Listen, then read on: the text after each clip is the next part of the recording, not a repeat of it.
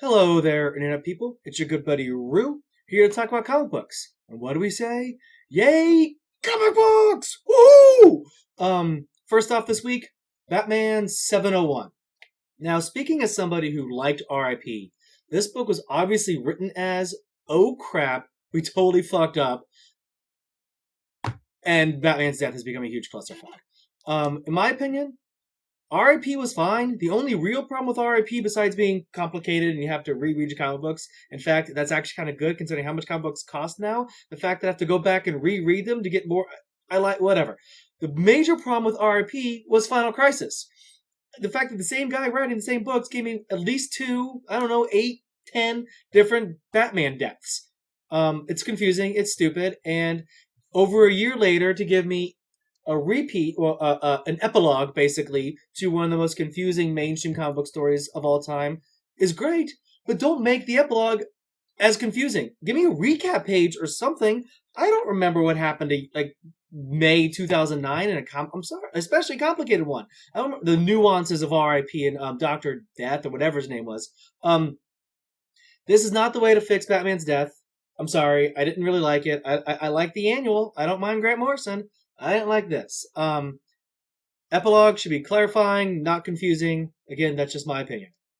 Moving on. Okay, to World War Hulk's Captain America versus Wolverine and Thor versus Spider-Man.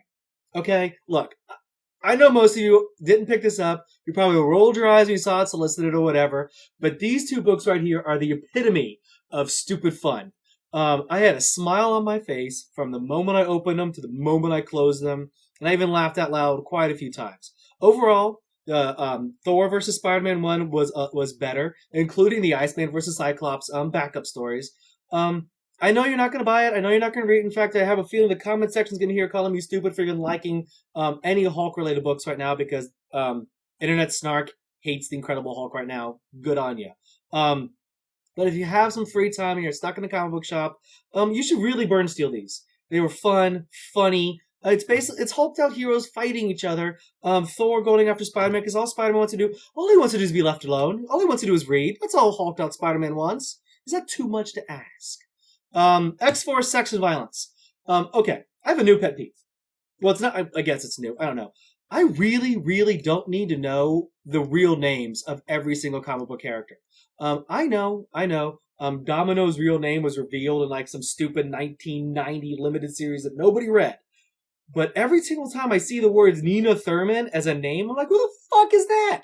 Who the fuck is Nina Thurman? Okay, and then I open up a book and go, oh, you mean Domino. Her name is Domino. She has a white face. Her name is Domino. That's it. End of story. If you like X-Force, the recent volume, this is a good X-Force story. More importantly, I don't need to know Domino's name.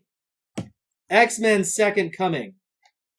The most important thing about this book, X-Men Second Coming #2, is Rue was right, Star-Lord was wrong.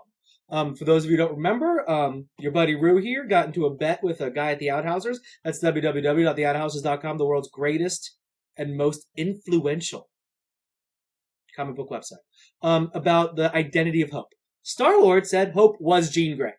I said Hope was not Jean Grey. I don't care if you give her red hair, green eyes, and call her Phoenix. Unless someone says, hey, Hope, and she says, oh, I'm sorry, my name's Jean Grey. She's not Jean Grey. Hope's not Jean Grey. I win. Oh, spoilers. Sorry if you're a bit late to that one. Overall, Second Coming, best X story, and I liked Messiah Complex, or whatever one of those Messiahs was, since Age of Apocalypse. The only major complaint I have, and it's not even major, is it was like 2 issues too long. This could have ended last month. But seriously, I'm looking forward to what's going on. I liked what happened. I'm looking forward to what's gonna happen. And Uncanny X-Force, whatever's coming next, I'm looking forward to it. Good job, Second Coming, for making me care about X-Men books in the future, which is, well, good on you. Amazing Spider-Man 637, the end of the Grim Hunt. I'm going to say this. Holy crap, was this a good storyline. If you have not yet read The Grim Hunt, go, I guess, 4 parts. It's a storyline that was only 4 parts long. I guess you have the fucking gauntlet, but that really doesn't count. The Grim Hunt, Joe Kelly at his best, Spider-Man, one of the best Spider-Man stories in years. If you haven't read it yet, go get it. If you're one of those boycott Spider-Man people, you know what? This This is the major thing that you're losing out on. Joe Kelly, you are the man.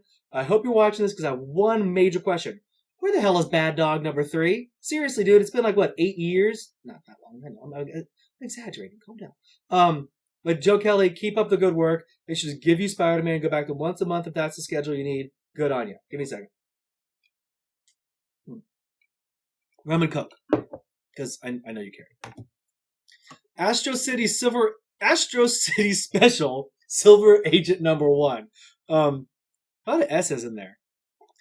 As boring and drawn out as Dark Age Book 1, Book 2, however the Dark Ages, however long that went, and it got really slow, really boring. I told you I complained about it, whatever. As boring as that was, that's how good this was. Any long-term fan of Astro City needs to buy this book. Even if you haven't read it since before Dark Age, this answers all the questions about what happened to the Silver Agent. At least it might. It's still the second part. Why did he come back? Why did he come back knowing what was going to happen to him?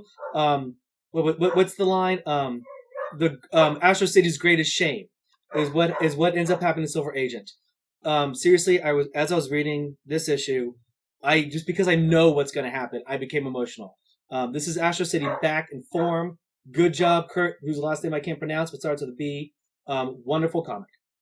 And finally, Stuff of Legend Volume 2, Book 1.